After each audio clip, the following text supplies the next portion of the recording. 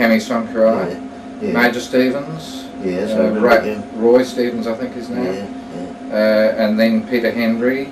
I remember Peter Henry. Lloyd Carl. Lloyd Carl, of course. And Frank Carl. John Taylor and Frank Carl. Yes. Yeah.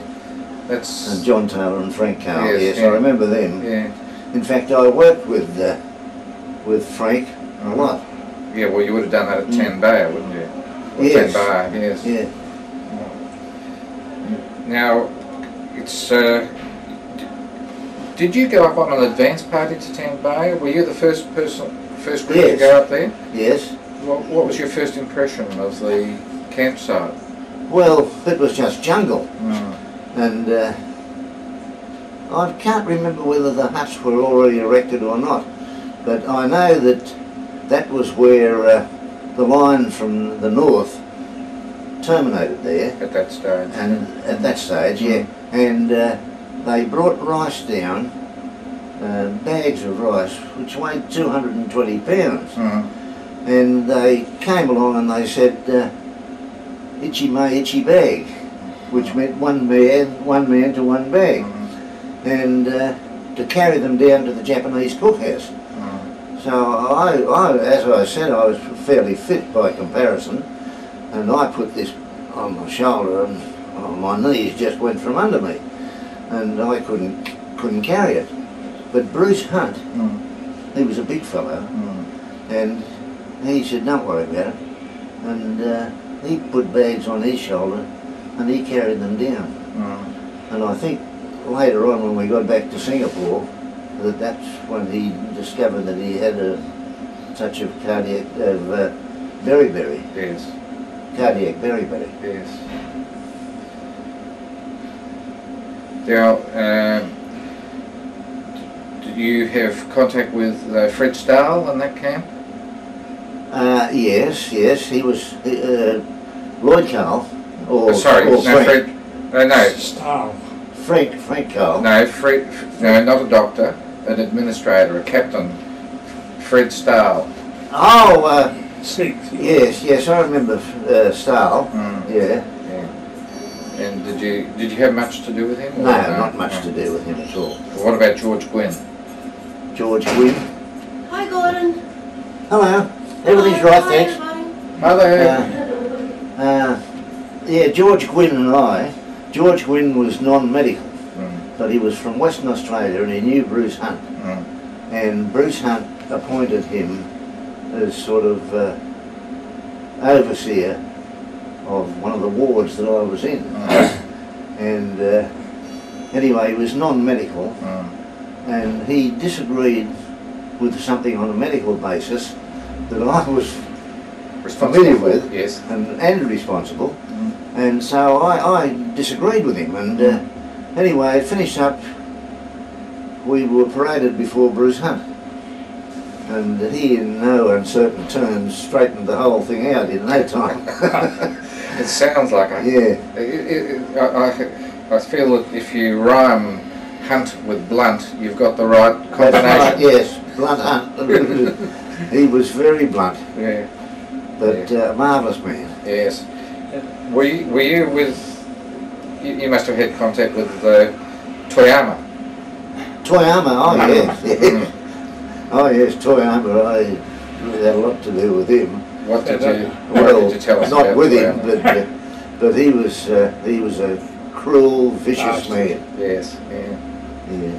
Excuse me, Gordon. I'm just going to check on the image, make sure you're coming through beautifully, which you are. Yeah, that's great. Actually, I can do this better than this. I can turn it around so that I can see it. There you are. I know how we're going now. Yes, Toyama.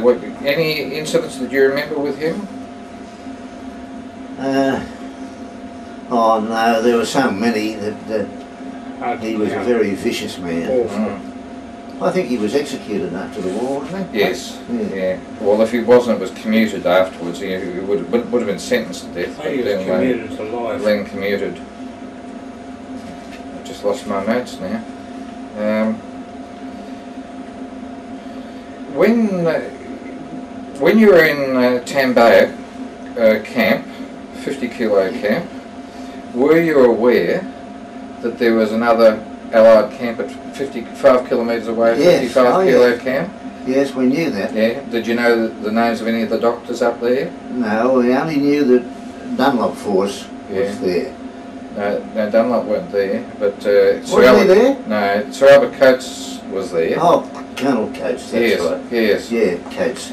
Yeah. No, it's interesting because in Coates's book, he mentions that when Bruce Hunt marched in to do the reconnaissance for 50 kilo camp, the Japs put him in the cooler at 55 kilo camp, and Coates actually went down and sort of either spoke to him or got him out. Who the Japs put him in? Yeah, they put Hunt in the cooler. Yeah. One thing I hadn't mentioned about the march up, were you with Bruce when he got beaten? He and Major Wild got beaten? Well, I was in the camp, but I didn't actually see it. I didn't witness it, but I knew he got beaten up. Yes. Well, that was one of many times he was beaten up. Yes, yeah. Were you with him the occasion when he introduced Toyama, words like this? I think Bruce was standing on a stump and he said something like, "This gentleman on my left," and Toyama, who understood English, understood the word gentleman. He started bowing to the audience. And then Bruce said was born out of wedlock. No, I don't remember that incident. But at Shimo Sonkurai, yes, I saw Bruce Hunt knocked to the floor. Yes.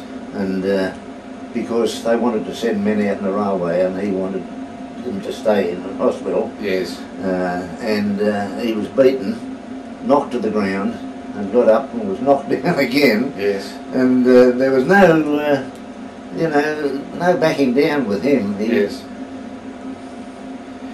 Now, what about Colonel Banno? Did you get didn't have much to do with Colonel Banno. I know his name. Yeah. But, hopeless. Yeah. Did you know what the relationship was between he and Bruce? Was there any, within the confines of being on the opposite sides, any respect or? No, I don't know about that. I understand Banno actually had imperial ribbons from the First World War, which occasionally he wore. Yes, I remember something being said about that. Yes, because we're allies in the First World War. That's right. Yeah. Now let me see. Can you remember the layout of 10 Bayer Camp?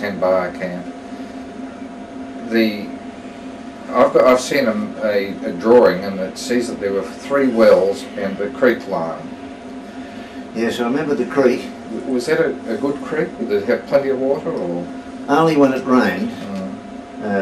Otherwise there wasn't much of a creek there, but it rained one time there, and I know that I was told to get, I hope nobody here is English, but to get round up the Englishmen and take them down to the creek and make sure that they had a wash. Yes, I think we all understand the thrust of that. But the English were in a minority, weren't they? Yeah. Oh yes, but it was about on the way up, yeah. When we were marching up, there was a couple of camps we called into, and at one, I'll never forget, they made us some coffee out of browned rice, you know, and boiled it up. And we thought it was absolutely beautiful, you know, and we thoroughly enjoyed it. But the filth of the place was absolutely beyond belief. It was terrible, you know. Do you know the name of the camp? No, I can't remember the name of the camp. Yeah. Did you recall marching through Dunlop's camp at Hintock Mountain at all? Because I don't remember that. I know, I think in Dunlop's diary he mentions that their guys, because they were up there 3 months ahead of Air Force, actually prepared. They came from the north, didn't they? No, they came. No, they came from Java into Singapore and then by train and came in. Yeah. No, they were.